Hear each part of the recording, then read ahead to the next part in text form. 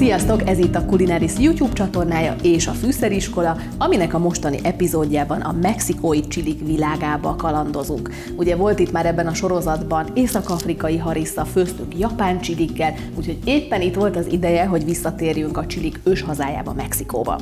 Az étel, amit készíteni fogok, egy enchiladas elnevezésű egytálétel, nagyon praktikus, nagyon könnyű elkészíteni és igazi közönségkedvenc.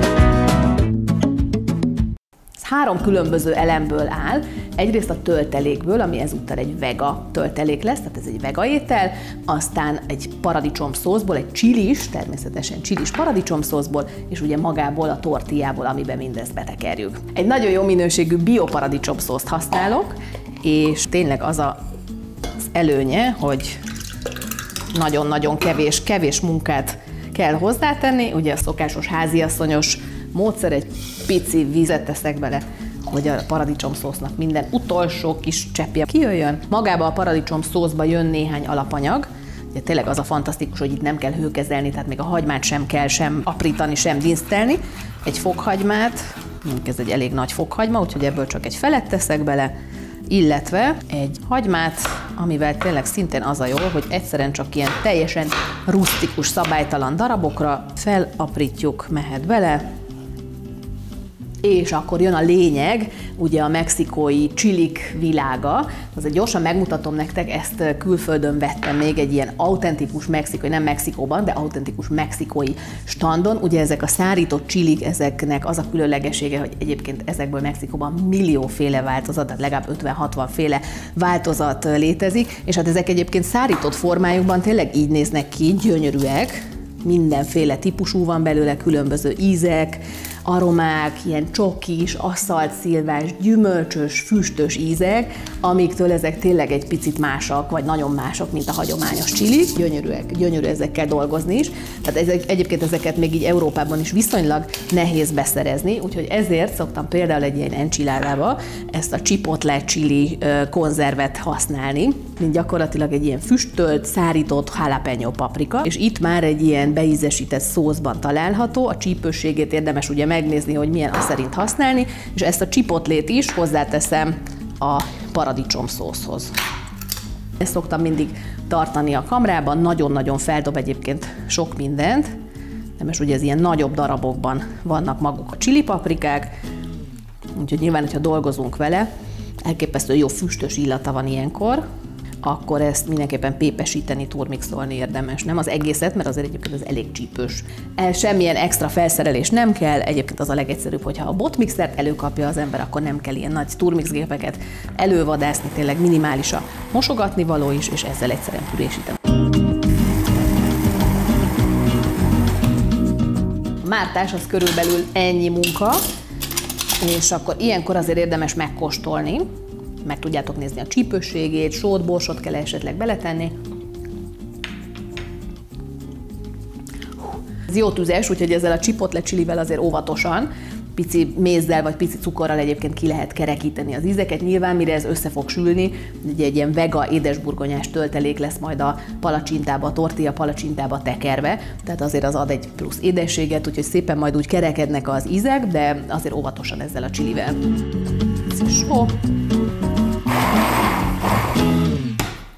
No, következhet a töltelék, ami ugye egy vega töltelék lesz, 2 fő alkotó elemből, én az egyiket már előkészítettem, sütőben megsütöttem körülbelül 3 szem édesburgonyát, simán meghámozva, felkockázva, összeforgatva olívaolajjal, 200 fok 20 perc, ez alatt pont ilyen lesz, és ezt fogom használni a töltelékbe, megtöröm villával, csak olyan rusztikusra, nem kell teljesen pépesíteni. És ami még kerül hozzá, az a mexikói konyha elengedhetetlen másik eleme, ez pedig a fekete bab, ebből nyugodtan lehet akár konzervet is használni, persze, hogyha éppen véletlenül főztetek valami máshoz, akkor az is nagyon klassz, de ezekkel a kamra kincsekkel nagyon jól lehet szerintem gazdálkodni a hétköznapi főzéseinkben. És az egészet egy kicsit megtöröm, és picikét teszek ebből a mártásból is, könnyebb legyen pürésíteni. még kap egy pici sót. No, tehát akkor paradicsomszósz pipa, töltelék pipa, jöhet a tortilla előkészítése és az étel összeállítása. Ugye a valódi tortilla, a valódi autentikus tortilla az nem búzalisztből készül, hanem kukoricalisztből, és a kulinárizban lehet kapni ezt a kukoricalisztes, massa-harina liszttel készülő tortillát, ami azért ízben is sokat ad hozzá, úgyhogy én most ezt használom, mégpedig ezt a kisebb átmérőjűt. Ugye egy picit fel kell lágyítani, kicsit fel kell puhítani azért, hogy szépen lehessen palacsintába tekerni, úgyhogy egy teljesen sima, száraz serpenyőben fogom ezt megtenni, tényleg csak fél-fél másodperc addig, amíg egy picikét átgözölődik. Nem pirítjuk, nem kell semmilyen színt kapnia, tényleg csak ilyen közepes lángon pár másodpercre belerakjuk, azt fogjátok érezni, szabad kézzel hozzá lehet nyúlni, tehát nem forró lesz, akkor jó, már most látszik, ahogy a hőtől egy picikét úgy újra életre kell, és szépen könnyen lehet tekerni.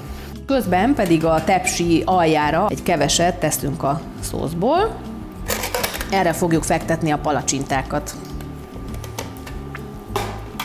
És még egy trükköt szeretnék mutatni, hogy amikor megvan a picit felpuhult tortillalapunk, akkor egy kevés mártással megkenem, és ez is hozzájárul, hogy egy picit fellágyítja, felpuhítja, és könnyebben tekerhetővé teszi magát a tortillát. Jöhet hozzá a töltelék, így. És mehet a tekerés. És szépen ezt megismételjük egymás után, és lerakjuk a tepsibe a betekert palacsintákat. Úgyhogy felpuhítás, kis kenegetés, töltelék, tekerés, be a tepsibe.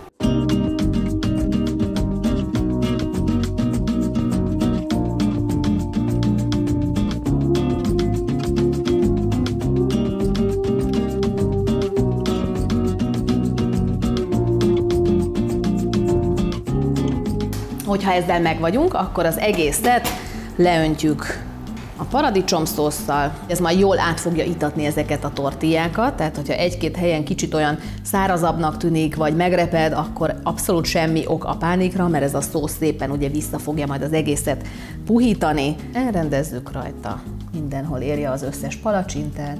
És azért biztos, ami biztos, nagy baj abból nem lehet, hogyha egy pici reszelt sajttal megszórjuk a tetejét. És egyébként a töltelék, ugye ez az édesburgonyás fekete babos töltelék volt, de hát itt nagyon sok mindent lehet használni. Hogyha nem vega változatot készítetek, akkor lehet például mindenféle maradék sültet, egyszerűen az ember úgy szétcincál és széttépked és azzal megtölteni, úgyhogy ebben is lehet abszolút variálni. Megy is a sütőbe, tehát 200 fokon nagyjából 30 perc.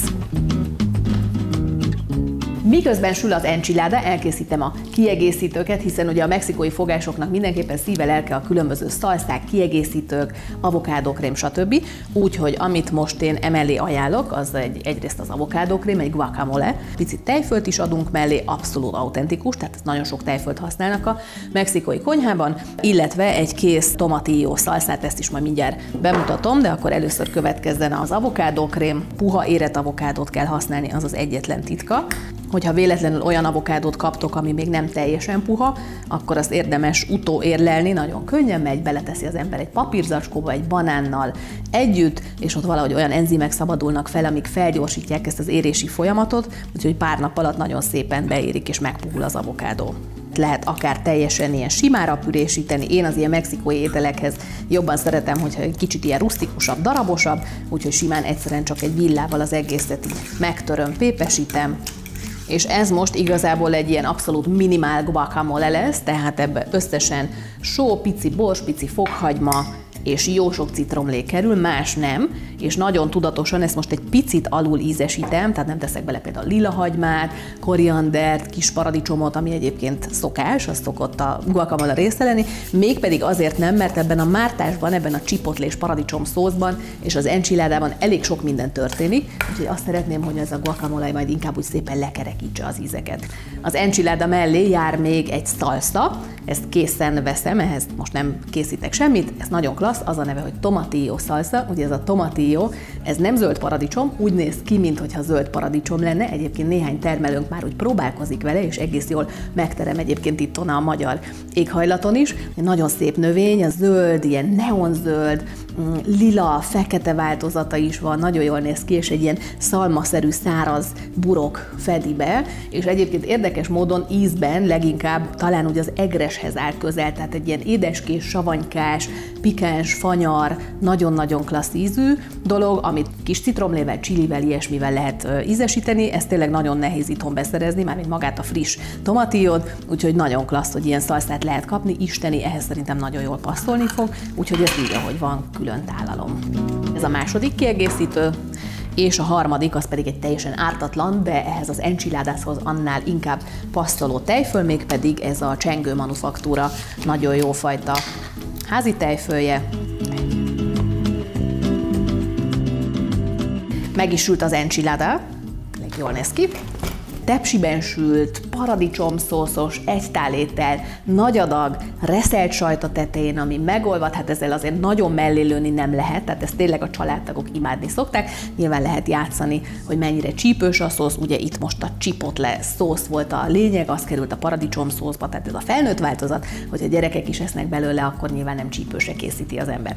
Én már itt közben előkészítettem a különböző kiegészítőket, ugye van egy avokádó krémünk, van egy tomatillo salsa, van tejföl, és akkor még mellé raktam egy pici ilyen pácolt hagymát, lehet bármilyen savanyúságot, akár a jalapeñót, hogy akkor visszaköszönjön még egyszer ugye a chili, egy pici morzsolt fetasajtot, aztán citromot, még rá lehet morzsolni ebből a fetasajtból, aztán jöhet még egy kis pácolt hagyma, egy kis koriander, ami ugye a mexikói konyhának abszolút elengedhetetlen része, mellé mindenki kiteszi hozzá a kis kiegészítőjét, úgyhogy igazi családi közönségkedvenc, úgyhogy remélem, hogy kipróbáljátok, ha csilivel, ha csili nélkül, akkor anélkül. Jó étvágyat, jó főzést, sziasztok!